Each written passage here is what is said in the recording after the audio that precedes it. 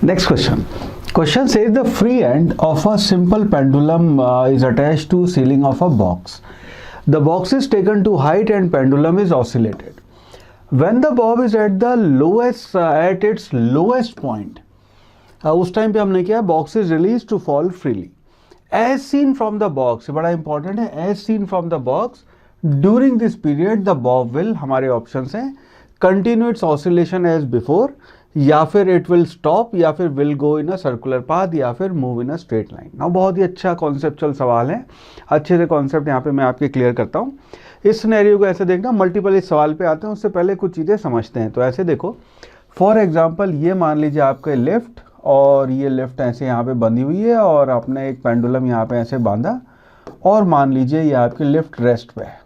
Right, उस scenario में अगर आप यहाँ पे लेफ्ट में खड़े होके देखेंगे या फिर यहाँ ग्राउंड पे खड़े होके देखेंगे, दोनों ही केसेस में आपको इस बॉब का मोशन, जो इसके फोर्सेस देखेंगे, तो नीचे आपका फोर्स लगा mg और ऊपर लगेगी आपकी टेंशन. तो ये दोनों mg और टेंशन बराबर होंगे, इस फ्रेम से भी देखें चाहे इस फ्रेम से देखें. नाउ कंसिडर करें वो सिनेरियो. मान लीजिए सिनेरियो ये है, सेकंड केस, कि ये फ्रेम आपका ऐसे है, लेफ्ट पे बंधा हुआ है, और यहाँ पे आपका बॉब ऐसे लटका हुआ है, और ये आपका इस पोजीशन से मान लीजिए यहाँ पे ऐसे आ रहा है. इस सिनेरियो में अगर हम लेफ्ट से खड़े होकर देखेंगे या फिर ग्राउंड फ्रेम से देखेंगे, तो अगर ये लेफ्ट आपकी रेस्ट पे है, ठीक है, अभी दोनों केस में रेस्ट पे बात कर रहे हैं, तो उस केस में जब ये इस पोजीशन पे है तो नीचे आपका एक mg लगेगा और ऊपर की तरफ आपकी टेंशन लगेगी. दोनों फ्रेम से आपको ये दिखाई देगा, और एग्जैक्टली इस पॉइंट पे तो आपका टॉर्क जीरो होगा.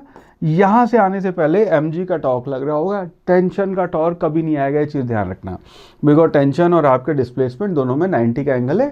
टेंशन आपकी टॉर्क प्रोवाइड नहीं करेगी, लेकिन यहाँ पे एक आपका इस जगह पे टॉर्क आ रहा होगा, और यहाँ पे एग्जैक्ट लोएस्ट पॉइंट पे जाके टॉर्क आपका mg का टॉर्क जीरो होगा. अगेन ये टेंशन का टॉर्क हम जब एंगुलर मोमेंटम एंगुलर एसएचएम की बात करते हैं, तो टेंशन का टॉर्क आता है mg साइन थीटा. थीटा बहुत स्मॉल है तो उसको mg थीटा लिख के वो सारी कहानी हमने यहाँ पे की हुई है. तो थीटा एंगल पे कि बॉब ऐसे ऐसे ऑसिलेट कर रहा था, तो इस सर्टेन एंगल जब उसके थीटा की वैल्यू नॉन जीरो है तो आपका टॉर्क आ रहा होगा, यहाँ पे mg और ये होगा. ठीक है, नाउ इस सिनेरियो में अगर ये लिफ्ट अब नीचे नीचे आपकी ए एक्सेलेरेशन से हो जाए, और मान लीजिए रस्सी टूट गई, एक्सेलेरेशन आपका g हो गया, तो इस सिनेरियो में रस्सी आपकी कट गई है. अब ये बॉब नीचे आ रहा है g एक्सेलेरेशन से.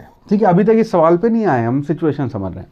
इस सिनेरियो में जब ये नीचे आ रहा है, तो जब यहाँ पे आप खड़े होके देख रहे हैं और ग्राउंड फ्रेम से जब आप खड़े होके देख रहे हैं, उन दोनों सिनेरियो में मोशन आपका डिफरेंट होएगा. इसके फ्रेम में, क्योंकि इसका भी एक्सेलेरेशन g है, आपके फ्रेम का भी एक्सेलेरेशन g है, और इसका भी एक्सेलेरेशन g है, तो टेंशन आपकी टी उस स्ट्रेंथ पे जब ये गिरना स्टार्ट हुआ है, टेंशन यहाँ पे जीरो हो गई है, और इसके हिसाब से ये पार्टिकल आपका रेस्ट पे, पहले भी रेस्ट पे था, अब भी यहाँ पे रेस्ट पे, तो इसके फ्रेम में तो अभी भी रेस्ट पे था, और इसके फ्रेम में भी ऑफ कोर्स रेस्ट पे था. इसके फ्रेम में अब ये जो बॉब है आपका, ये g एक्सेलेरेशन से नीचे मूव कर रहा है. ठीक है, आई होप ये चीज़ आपको समझ में आई कि जब ये रस्सी टूटी यहाँ पे एलिवेटर की या लिफ्ट की, उस सिनेरियो में इसके फ्रेम में, बॉक्स के फ्रेम में जब आप देख रहे हैं तो ये रेस्ट पे है, बॉक्स के फ्रेम पे रेस्ट पे, लेकिन इसके हिसाब से g एक्सेलेरेशन से नीचे मूव कर रहा है.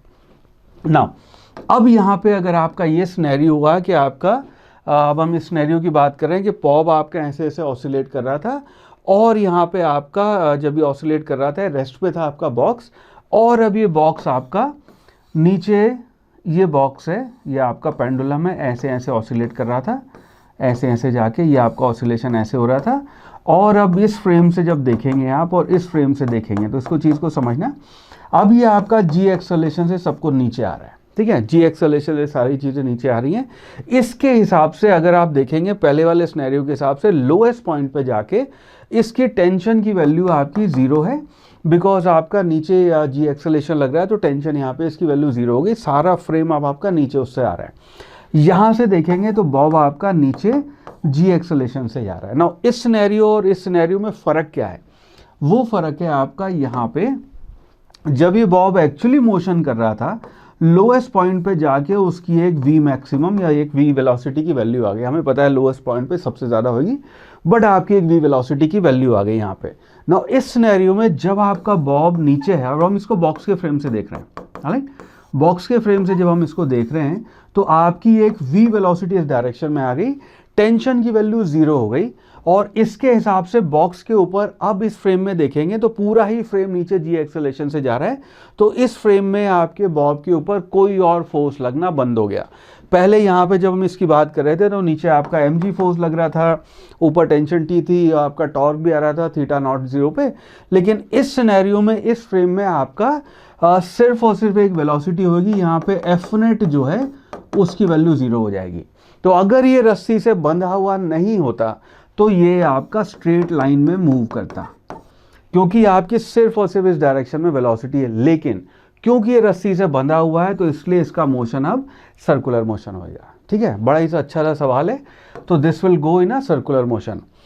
Continuous oscillation as before, answer is no, because आपका ऑसिलेशन के लिए उसको ऐसे ऐसे जाना पड़ेगा, वो ऑसिलेशन अब ये नहीं करेगा, इट विल स्टॉप अगेन, क्योंकि ये वाला अगर तो रेस्ट पे होता और ये रेस्ट पे होता तो उस केस में अगर ये ऑसिलेट ऑलरेडी पहले नहीं कर रहा होता, लोएस्ट पॉइंट की वजह से वेलोसिटी नहीं होती, तो रेस्ट या stop would have been the right answer. लेकिन ये इस बार ये राइट आंसर भी नहीं है। Move in a straight line, अगर रस्सी से बंधा हुआ नहीं होता तो ये स्ट्रेट लाइन में मूव करता, लेकिन क्योंकि ये रस्सी से बंधा हुआ है, ड्यू बिकॉज ऑफ दैट अब ये उसकी इस डायरेक्शन में वेलोसिटी रस्सी से बंधा हुआ है और उसकी वजह से ये सर्कुलर मोशन इस बॉक्स के रेस्पेक्ट में परफॉर्म करेगा। सो दैट मीन्स आपका ऑप्शन 3 जो है that would be the right answer, will move in a circular path.